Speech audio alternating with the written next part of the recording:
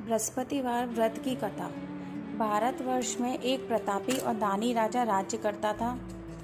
वह नित्य गरीबों और ब्राह्मणों की सहायता करता था। यह बात उसकी रानी को अच्छी नहीं लगती थी। वह न गरीबों को दान देती थी, न ही भगवान का पूजन करती थी। राजा को भी दान देने से मना किया करती थी। एक दिन राजा शिकार खेलने वन को गए हुए थे तो रानी महल में अकेली थी। उसी समय बृहस्पति देव साधु वेश में राजा के महल में भिक्षा के लिए गए और भिक्षा मांगी। रानी ने भिक्षा देने से इनकार किया और कहा, हे साधु महाराज, मैं तो दान पुण्य से तंग आ गई हूँ। मेरा पति सारा धन लुटाते रहते हैं। मेरी इच्छा है कि हमारा सब धन नष्ट हो जाए, फिर न रहेगा बांस न बजेगी बांसुरी। साधु ने कहा, देवी तुम तो बड़ी विचित्र हो। धन संतान तो सभी चाहते हैं, पुत्र और लक्ष्मी तो पापी के घर भी होने चाहिए। यदि तुम्हारे पास अधिक धन है तो भूखों को भोजन दो, प्यासों के लिए प्याऊ बनवाओ, मुसाफिरों के लिए धर्मशालाएं खुलवाओ। जो निर्धन अपनी कुंवारी कन्याओं का विवाह नहीं कर सकते उनका विवाह करा दो। ऐसे और कई काम हैं जिनके करने से तुम्हारा यश लोक परलोक में फैलेगा। परंतु रानी पर उपदेश का कोई प्रभाव न पड़ा। वह बोली, महाराज आप मुझे कुछ न समझाएं, मैं ऐसा धन नहीं चाहती जो हर जगह बांटती फिरूं। साधु ने उत्तर दिया, यदि तुम्हारी ऐसी इच्छा है तो तथास्तु। तुम ऐसा करना कि बृहस्पतिवार को घर लीपकर पीली मिट्टी से अपना सिर धोकर स्नान करना, भट्टी चढ़ाकर कपड़े धोना। ऐसा करने से आपका सारा धन नष्ट हो जाएगा। इतना कहकर वह साधु महाराज वहां से अलोप हो गए। साधु के अनुसार कई बातों को पूरा करते हुए रानी को केवल 3 बृहस्पतिवार ही बीते थे कि उसकी समस्त धन संपत्ति नष्ट हो गई। भोजन के लिए राजा का परिवार तरसने लगा। तब एक दिन राजा ने रानी से बोला कि हे रानी, तुम यहाँ रहो, मैं दूसरे देश को जाता हूँ, क्योंकि यहाँ पर सभी लोग मुझे जानते हैं, इसलिए मैं कोई छोटा कार्य नहीं कर सकता। ऐसा कहकर राजा परदेश चला गया। वहाँ वह जंगल से लकड़ी काट कर लाता और शहर में बेचता। इस तरह वह अपना जीवन व्यतीत करने लगा। इधर राजा के परदेश जाते ही रानी और दासी दुखी रहने लगी। एक बार जब रानी और दासी को 7 दिन तक बिना भोजन के रहना पड़ा तो रानी ने अपनी दासी से कहा, हे दासी, पास ही के नगर में मेरी बहन रहती है, वह बड़ी धनवान है, तू उसके पास जा और कुछ ले आ ताकि थोड़ी बहुत गुजर बसर हो जाए। दासी रानी की बहन के पास गई। उस दिन गुरुवार था और रानी की बहन उस समय बृहस्पतिवार व्रत की कथा सुन रही थी। दासी ने रानी की बहन को अपनी रानी का संदेश दिया, लेकिन रानी की बड़ी बहन ने कोई उत्तर नहीं दिया। जब दासी को रानी की बहन से कोई उत्तर नहीं मिला तो वह बहुत दुखी हुई और उसे क्रोध भी आया। दासी ने वापस आकर रानी को सारी बातें बता दी। सुनकर रानी ने अपने भाग्य को कोसा। उधर रानी की बहन ने सोचा कि मेरी बहन की दासी आई थी, परंतु मैं उनसे नहीं बोली, इसलिए वह बहुत दुखी हुई होगी। कथा सुनकर और पूजन समाप्त करके वह अपनी बहन के घर आई और कहने लगी, हे बहन, मैं बृहस्पतिवार का व्रत कर रही थी, तुम्हारी दासी मेरे घर आई थी, परंतु जब तक कथा होती है तब तक न उठते हैं न बोलते हैं, इसलिए मैं नहीं बोली। कहो दासी क्यों गई थी? रानी बोली, बहन तुमसे क्या छिपाऊं, हमारे घर में खाने तक को अनाज नहीं था। ऐसा कहते कहते रानी की आंखें भर आईं। उसने दासी समेत पिछले 7 दिनों से भूखे रहने तक की बात अपनी बहन को विस्तार पूर्वक सुना दी। रानी की बहन बोली, देखो बहन, भगवान बृहस्पति देव सबकी मनोकामना को पूर्ण करते हैं। देखो शायद तुम्हारे घर में अनाज रखा हो। पहले तो रानी को विश्वास नहीं हुआ, पर बहन के आग्रह करने पर उसने अपनी दासी को अंदर भेजा तो उसे सचमुच अनाज से भरा एक घड़ा मिल गया। यह देखकर दासी को बड़ी हैरानी हुई। दासी रानी से कहने लगी, हे रानी, जब हमको भोजन नहीं मिलता तो हम व्रत ही तो करते हैं, इसलिए क्यों ना इनसे व्रत और कथा की विधि पूछ ली जाए ताकि हम भी व्रत कर सकें। तब रानी ने अपनी बहन से बृहस्पतिवार व्रत के बारे में पूछा। उसकी बहन ने बताया, बृहस्पतिवार के दिन व्रत में चने की दाल और मुनक्का से विष्णु भगवान का केले की जड़ में पूजन करें तथा दीपक जलाएं, व्रत कथा सुनें और पीला भोजन ही करें। इससे बृहस्पति देव प्रसन्न होते हैं। व्रत और पूजन की विधि बताकर रानी की बहन अपने घर को लौट आई। 7 दिन के बाद जब गुरुवार आया तो रानी और दासी ने व्रत रखा। गुड़साल में जाकर चना और गुड़ लेकर आई। फिर उनसे केले की जड़ में विष्णु भगवान का पूजन किया। और अब पीला भोजन कहाँ से आए, इस बात को लेकर दोनों बहुत दुखी थी। चूंकि उन्होंने व्रत रखा था इसलिए बृहस्पति देव उनसे प्रसन्न थे, इसलिए वे एक साधारण व्यक्ति का रूप धारण करके 2 स्थालों में सुंदर पीला भोजन दासी को दे गए। भोजन पाकर दासी प्रसन्न हुई और फिर रानी के साथ मिलकर भोजन ग्रहण किया। उसके बाद वे सभी गुरुवार को व्रत और पूजन करने लगी। बृहस्पति भगवान की कृपा से उनके पास फिर से धन संपत्ति आ गई, परंतु रानी फिर से पहले की तरह आलस्य करने लगी। तब दासी बोली, देखो रानी, तुम पहले भी इसी प्रकार आलस्य करती थी, तुम्हें धन रखने में कष्ट होता था, इस कारण सभी धन नष्ट हो गया, और अब जब भगवान बृहस्पति की कृपा से यह सब धन मिला है तो तुम्हें फिर से आलस्य होता है। रानी को समझाते हुए दासी कहती है कि बड़ी मुसीबतों के बाद हमने यह धन पाया है, इसलिए हमें दान पुण्य करना चाहिए, भूखे मनुष्यों को भोजन कराना चाहिए और धन को शुभ कार्यों में खर्च करना चाहिए, जिससे तुम्हारे कुल का यश बढ़ेगा, स्वर्ग की प्राप्ति होगी, पितृ प्रसन्न होंगे। दासी की बात मानकर रानी अपना धन शुभ कार्यों में खर्च करने लगी, जिससे पूरे नगर में उसका यश फैलने लगा। बृहस्पतिवार व्रत कथा के बाद श्रद्धा के साथ आरती की जानी चाहिए। इसके बाद प्रसाद बांटकर उसे ग्रहण करना चाहिए। एक दिन राजा दुखी होकर जंगल में एक पेड़ के नीचे आसन जमाकर बैठ गया। वह अपनी दशा को याद करके व्याकुल होने लगा। बृहस्पतिवार का दिन था। एकाएक उसने देखा कि निर्जन वन में एक साधु प्रकट हुए। वह साधु वेश में स्वयं बृहस्पति देवता थे। लकड़हारे के सामने आकर बोले, हे लकड़हारे, तू इस सुनसान जंगल में किस चिंता में मग्न बैठा है? लकड़हारे ने दोनों हाथ जोड़कर प्रणाम किया और उत्तर दिया, महात्मा जी, आप सब कुछ जानते हैं, मैं क्या कहूँ। यह कहकर रोने लगा और साधु को अपनी आत्मकथा सुनाई। महात्मा जी ने कहा, तुम्हारी स्त्री ने बृहस्पति के दिन बृहस्पति भगवान का निरादर किया था, जिसके कारण रुष्ट होकर उन्होंने तुम्हारी यह दशा कर दी। अब तुम चिंता को दूर करके मेरे कहने पर चलो, तुम्हारे सब कष्ट दूर हो जाएंगे और भगवान पहले से भी अधिक धन संपत्ति देंगे। तुम बृहस्पति के दिन कथा किया करो, 2 पैसे के चने मुनक्का लाकर उसका प्रसाद बनाओ और शुद्ध जल के लोटे में शक्कर मिलाकर अमृत तैयार करो। कथा के पश्चात अपने सारे परिवार और सुनने वाले प्रेमियों में अमृत और प्रसाद बांटकर आप भी ग्रहण करो। ऐसा करने से भगवान तुम्हारी सभी मनोकामनाएं पूरी करेंगे। साधु के ऐसे वचन सुनकर लकड़हारा बोला, हे प्रभु, मुझे लकड़ी बेचकर इतना पैसा नहीं मिलता जिससे भोजन के उपरांत कुछ बचा सकूं। मैंने रात्रि में अपनी स्त्री को व्याकुल देखा है, मेरे पास कुछ भी नहीं जिससे मैं उसकी खबर मंगा सकूं। साधु ने कहा, हे लकड़हारे, तुम किसी बात की चिंता मत करो। बृहस्पति के दिन तुम रोजाना की तरह लकड़ियां लेकर शहर को जाओ। तुमको रोजाना से दुगना धन प्राप्त होगा, जिससे तुम भली भांति भोजन कर लोगे तथा बृहस्पति देव की पूजा का सामान भी आ जाएगा। इतना कहकर साधु अंतर्ध्यान हो गए। धीरे धीरे समय व्यतीत होने पर वही बृहस्पतिवार का दिन आया। लकड़हारा जंगल से लकड़ी काटकर किसी शहर में बेचने गया। उसे उस दिन से और अधिक धन मिला। राजा ने चना गुड़ आदि लाकर गुरुवार का व्रत किया। उस दिन से उसके सभी कलेश दूर हो गए। परंतु जब दोबारा गुरुवार का दिन आया और तो बृहस्पतिवार का व्रत करना भूल गया। इस कारण बृहस्पति भगवान नाराज हो गए। उस दिन उस नगर के राजा ने विशाल यज्ञ का आयोजन किया तथा शहर में यह घोषणा करा दी कि कोई भी मनुष्य अपने घर में भोजन न बनावे, न आग जलावे। इस आज्ञा को जो न मानेगा उसको फांसी की सजा दी जाएगी। इस तरह की घोषणा संपूर्ण नगर में करवा दी गई। राजा की आज्ञा अनुसार शहर के सभी लोग भोजन करने गए, लेकिन लकड़हारा कुछ देर से पहुंचा, इसलिए राजा उसको अपने साथ ले जाकर भोजन करा ही रहे थे कि रानी की दृष्टि उस खूंटी पर पड़ी जिस पर उसका हार लटका हुआ था। वह वहां पर दिखाई नहीं दिया। रानी ने निश्चय किया कि मेरा हार इसी मनुष्य ने चुरा लिया है। उसी समय सिपाहियों को बुलाकर उसको कारागार में डलवा दिया। जब लकड़हारा कारागार में पड़ गया और बहुत दुखी होकर विचार करने लगा कि न जाने कौन से पूर्व जन्म के कर्म से मुझे यह दुख प्राप्त हुआ है, और उसी साधु को याद करने लगा जो कि जंगल में मिला था, उसी समय तत्काल बृहस्पति देव साधु के रूप में प्रकट हुए और उसकी दशा को देखकर कहने लगे, अरे मूर्ख, तूने बृहस्पति देव की कथा नहीं करी, इस कारण तुझे दुख प्राप्त हुआ है। अब तू चिंता मत कर। बृहस्पतिवार के दिन कारागार के दरवाजे पर 4 पैसे पड़े मिलेंगे, उनसे तू बृहस्पति देव की पूजा करना, तेरे सभी कष्ट दूर हो जाएंगे। बृहस्पतिवार के दिन उसे 4 पैसे मिले। लकड़हारे ने कथा कही। उसी रात्रि को बृहस्पति देव ने उस नगर के राजा को स्वप्न में कहा, हे राजा, तुमने जिस आदमी को कारागार में बंद कर दिया है वह निर्दोष है, वह राजा है, उसे छोड़ देना।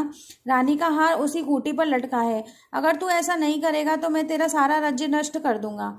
इस तरह रात्रि के स्वप्न को देखकर राजा प्रातःकाल उठा और खूंटी पर हार देखकर राजा को लकड़हारे को बुलाकर क्षमा मांगी तथा लकड़हारे को योग्य सुंदर वस्त्र आभूषण देकर विदा किया। बृहस्पति देव की आज्ञा अनुसार लकड़हारा अपने नगर को चल दिया। राजा जब अपने नगर के निकट पहुंचा तो उसे आश्चर्य हुआ। नगर में पहले से भी अधिक बाग, तालाब, कुएं, बहुत सी धर्मशालाएं, मंदिर आदि बन गए हैं। राजा ने पूछा कि यह किसके हैं? तब नगर के सब लोग कहने लगे, यह सब रानी और बांदी के हैं। तो राजा को आश्चर्य हुआ और गुस्सा भी आया। जब रानी ने यह खबर सुनी कि राजा आ रहे हैं तो उन्होंने बांदी से कहा, हे दासी, देख राजा हमको कितनी बुरी हालत में छोड़ गए थे। हमारी ऐसी हालत देखकर वे लौट न जाएं, इसलिए तू दरवाजे पर खड़ी हो जा। आज्ञानुसार दासी दरवाजे पर खड़ी हो गई। राजा आए तो उन्हें अपने साथ लिवा लाई। तब राजा ने क्रोध करके अपनी रानी से पूछा कि यह धन तुम्हें कैसे प्राप्त हुआ है। तब उन्होंने कहा, हमें यह सब धन बृहस्पति देव के व्रत के प्रभाव से प्राप्त हुआ है। राजा ने निश्चय किया कि 7 रोज बाद तो सभी बृहस्पति देव का पूजन करते हैं, परंतु मैं प्रतिदिन दिन में 3 बार कहानी कहा करूंगा, रोज व्रत किया करूंगा। अब हर समय राजा के दुपट्टे में चने की दाल बंधी रहती तथा दिन में 3 बार कहानी कहता। एक रोज राजा ने विचार किया कि चलो अपनी बहन के यहाँ हो आवे। इस तरह निश्चय करके राजा घोड़े पर सवार होकर अपनी बहन के यहाँ को चलने लगा। मार्ग में उसने देखा कि कुछ आदमी एक मुर्दे को लिए जा रहे हैं। उन्हें रोककर राजा कहने लगा, अरे भाइयों, मेरी बृहस्पति देव की कथा सुन लो। वे बोले, लो, हमारा तो आदमी मर गया है, इसको अपनी कथा की पड़ी है। परंतु कुछ आदमी बोले, अच्छा कहो, हम तुम्हारी कथा भी सुनेंगे। राजा ने दाल निकाली और जब कथा आदि हुई तो मुर्दा हिलने लग गया, और जब कथा समाप्त हुई तो राम राम करके मनुष्य खड़ा हो गया। आगे मार्ग में उसे एक किसान खेत में हल चलाता मिला। राजा ने उसे देखा और उससे बोला, अरे भैया, तुम मेरी बृहस्पतिवार की कथा सुन लो। किसान बोला, जब तक मैं तेरी कथा सुनूंगा तब तक 4 हरैया जोत लूंगा, जा अपनी कथा किसी और को सुनाना। इस तरह राजा आगे चलने लगा। राजा के हटते ही बैल पछाड़ खाकर गिर गए तथा किसान के पेट में बड़ी जोर का दर्द होने लगा। उस समय उसकी माँ रोटी लेकर आई। उसने सब देखा तो अपने पुत्र से सब हाल पूछा और बेटे ने सभी हाल कह दिया। तो बुढ़िया दौड़ी दौड़ी उस घुड़सवार के पास गई और बोली कि मैं तेरी कथा सुनूंगी, तू अपनी कथा मेरे खेत पर चलकर ही कहना। राजा ने बुढ़िया के खेत पर जाकर कथा कही, जिसके सुनते ही बैल उठ खड़े हुए तथा किसान के पेट का दर्द भी बंद हो गया। राजा अपनी बहन के घर पहुंचा। बहन ने भाई की खूब मेहमानी की। दूसरे रोज प्रातःकाल राजा जगा तो वह देखने लगा कि सब लोग भोजन कर रहे हैं। राजा ने अपनी बहन से कहा, ऐसा कोई मनुष्य है जिसने भोजन नहीं किया हो, मेरी बृहस्पतिवार की कथा सुन ले। बहन बोली, हे भैया, यह देश ऐसा ही है जहाँ पहले लोग भोजन करते हैं, बाद में अन्य कार्य करते हैं। अगर कोई पड़ोस में हो तो देख आऊं। वह ऐसा कहकर देखने चली गई, परंतु उसे कोई ऐसा व्यक्ति नहीं मिला जिसने भोजन न किया हो। अतः वह एक कुमार के घर गई जिसका लड़का बीमार था। उसे मालूम हुआ कि उसके यहाँ 3 रोज से किसी ने भोजन नहीं किया है। रानी ने अपनी भाई की कथा सुनने के लिए कुमार से कहा। वह तैयार हो गया। राजा ने जाकर बृहस्पतिवार की कथा कही, जिसको सुनकर उसका लड़का ठीक हो गया। अब तो राजा की प्रशंसा होने लगी। एक रोज राजा ने अपनी बहन से कहा कि हे बहन, हम अपने घर को जाएंगे, तुम भी तैयार हो जाओ। राजा की बहन ने अपनी सास से कहा। सास ने कहा, चली जा, परंतु अपने लड़कों को मत ले जाना, क्योंकि तेरे भाई के कोई औलाद नहीं है। बहन ने अपने भैया से कहा, हे भैया, मैं तो चलूंगी, पर कोई बालक नहीं जाएगा। राजा बोला, जब कोई बालक ही नहीं चलेगा तब तुम क्या करोगी। बड़े दुखी मन से राजा अपने नगर को लौट आया। राजा ने अपनी रानी से कहा, हम निर्वंशी राजा है, हमारा मुंह देखने का दम नहीं है और कुछ भोजन आदि नहीं किया है। रानी बोली, हे प्रभु, बृहस्पति देव ने हमें सब कुछ दिया है तो वह औलाद अवश्य देंगे। उसी रात बृहस्पति देव ने राजा से स्वप्न में कहा, हे राजा, उठ, सभी सोच त्याग दे, तेरी रानी गर्भ से है। राजा की यह बात सुनकर बड़ी खुशी हुई। 9वें महीने उसके गर्भ से एक सुंदर पुत्र पैदा हुआ। तब राजा बोला, हे रानी, स्त्री बिना भोजन के रह सकती है, पर बिना कहे नहीं रह सकती। जब मेरी बहन आवे तो मुझसे कुछ मत कहना। रानी ने सुनकर हाँ कर दी। जब राजा की बहन ने यह शुभ समाचार सुना तो वह खुश हुई तथा बधाई लेकर अपने भाई के यहाँ आई। तभी रानी ने कहा, घोड़ा चढ़कर तो नहीं आई, गधा चढ़ी आई। राजा की बहन बोली, भाभी, मैं इस प्रकार नहीं कहती तो तुम्हें औलाद कैसे मिलती। बृहस्पति देव ऐसे ही हैं, जैसी जिसके मन में मनोकामनाएं होती है सभी को पूर्ण करते हैं। जो सद्भावना पूर्वक बृहस्पतिवार का व्रत करता है, कथा पढ़ता है अथवा सुनता है, दूसरों को सुनाता है, बृहस्पति देव उसकी सभी मनोकामना को पूर्ण करते हैं। बोलो बृहस्पति भगवान की जय। भगवान बृहस्पति देव उसकी सदैव रक्षा करते हैं। संसार में जो मनुष्य सद्भावना से भगवान जी का पूजन व्रत सच्चे हृदय से करते हैं तो उनकी सभी मनोकामनाएं पूर्ण होती हैं। जैसी सच्ची भावना से रानी और राजा ने उनकी कथा का गुणगान किया तो उनकी सभी इच्छाएं बृहस्पति देव ने पूर्ण की। इसलिए पूर्ण कथा सुनने के बाद प्रसाद लेकर जाना चाहिए। हृदय से उसका मनन करते हुए जयकारा बोलना चाहिए। बोलो बृहस्पति भगवान की जय, विष्णु भगवान की जय। बृहस्पति देव की दूसरी कथा। प्राचीन काल में एक ब्राह्मण रहता था। वह बहुत निर्धन था। उसकी कोई संतान नहीं थी। उसकी स्त्री बहुत मलिनता के साथ रहती थी। वह स्नान न करती, किसी देवता का पूजन न करती। इसलिए ब्राह्मण देवता बहुत दुखी रहते थे। बेचारे बहुत कुछ कहते परंतु कुछ परिणाम न निकला। भगवान की कृपा से ब्राह्मण की स्त्री के कन्या रूपी रत्न पैदा हुआ। कन्या बड़ी होने पर प्रातः स्नान करके विष्णु भगवान का जाप व बृहस्पतिवार का व्रत करने लगी। अपने पूजन पाठ को समाप्त करके विद्यालय जाती तो अपनी मुट्ठी में जौ भरकर ले जाती और पाठशाला के मार्ग में डालती जाती। जब ये जौ स्वर्ण के हो जाते तो लौटते समय उनको बीनकर घर ले आती। एक दिन वह बालिका सूप में उन सोने के जौ को फटक कर साफ कर रही थी कि उसके पिता ने देख लिया और कहा, हे बेटी, सोने के जौ के लिए तो सोने का सूप होना चाहिए। दूसरे दिन बृहस्पतिवार था। इस कन्या ने व्रत रखा और बृहस्पति देव से प्रार्थना की करके कहा, मैंने आपकी सच्चे मन से पूजा की है तो मेरे लिए सोने का सूप दे दो। बृहस्पति देव ने उसकी प्रार्थना स्वीकार कर ली। रोजाना की तरह वह कन्या जौ फैलाती हुई जाने लगी। जब लौटकर जौ बीन रही थी तो उसे बृहस्पति देव की कृपा से सोने का सूप मिला। उसे वह घर ले आई और उसमें जौ साफ करने लगी, परंतु उसकी माँ का वही ढंग रहा। एक दिन की बात है, वह कन्या सोने के सूप में सोने का जौ साफ कर रही थी। उस समय उस शहर का राजपुत्र वहां से होकर निकला। इस कन्या के रूप और कार्य को देखकर मोहित हो गया तथा अपने घर आकर भोजन तथा जल का त्याग करके उदास होकर लेट गया। राजा को इस बात का पता लगा तो वह अपने मंत्री के साथ उसके पास गए और बोले, हे बेटा, तुम्हें किसी बात का कष्ट है? किसी ने अपमान किया है अथवा और कोई कारण हो सो कहो, मैं वह कार्य करूंगा जिससे तुम्हें प्रसन्नता हो। अपने पिता की राजकुमार ने बातें सुनी। वह बोला, मुझे आपकी कृपा से किसी बात का दुख नहीं है, किसी ने मेरा अपमान नहीं किया है, परंतु मैं उस लड़की से विवाह करना चाहता हूँ जो सोने के सूप में सोने के जौ साफ कर रही थी। वह सुनकर राजा आश्चर्य में पड़ गया और बोला, हे बेटा, इस तरह की कन्या का पता तुम ही लगाओ, मैं तुम्हारा उसके साथ विवाह अवश्य करा दूंगा। राजकुमार ने उस लड़की के घर का पता बतलाया। तब मंत्री उस लड़की के घर गए और ब्राह्मण देवता को सभी हाल बतलाया। ब्राह्मण देवता राजकुमार के साथ अपनी कन्या का विवाह करने के लिए तैयार हो गए तथा विधि विधान के अनुसार ब्राह्मण की कन्या का विवाह राजकुमार के साथ हो गया। कन्या के घर से जाते ही पहले की बात ही उस ब्राह्मण देवता के घर में गरीबी का निवास हो गया। अब भोजन के लिए भी अन्न बड़ी मुश्किल से मिलता था। एक दिन दुखी होकर ब्राह्मण देवता अपनी पुत्री के पास गए। बेटी ने पिता की दुखी अवस्था को देखकर अपनी माँ का हाल पूछा। तब ब्राह्मण ने सभी हाल कह दिया। कन्या ने बहुत सा धन देकर अपने पिता को विदा किया।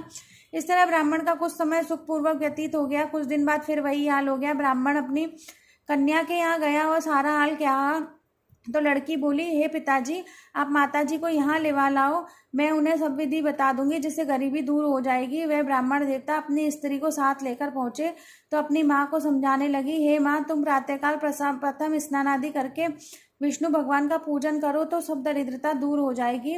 परंतु उसकी माँ ने एक भी बात नहीं मानी और प्रातःकाल उठकर अपनी पुत्री के बच्चों की जूठन को खा लिया करती थी। इससे उसकी पुत्री को भी बहुत गुस्सा आया। एक रात को कोठरी से सभी सामान निकाल दिया और अपनी माँ को उसमें बंद कर दिया। प्रातःकाल उसे निकाला तथा स्नान आदि करा के पाठ करवाया तो उसकी माँ की बुद्धि ठीक हो गई और प्रत्येक बृहस्पतिवार को व्रत रखने लगी। इस व्रत के प्रभाव से उसके माँ बाप बहुत ही धनवान पुत्रवान हो गए। बृहस्पति भगवान की कृपा से इस लोक के सभी सुख भोगकर स्वर्ग को प्राप्त हुए। सब बोलो विष्णु भगवान की जय, बोलो बृहस्पति देव की जय।